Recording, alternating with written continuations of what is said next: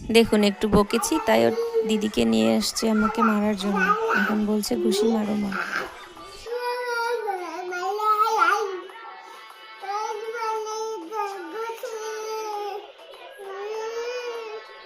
তারপর আমার মুখের দিকে তাকাচ্ছে, দেখছে আমি হাসছি কিনা।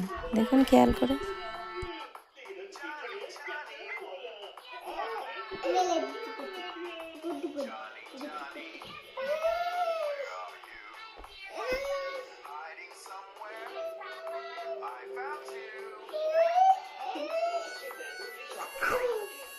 তুই মার খাবি না? আমি মার খাবো না।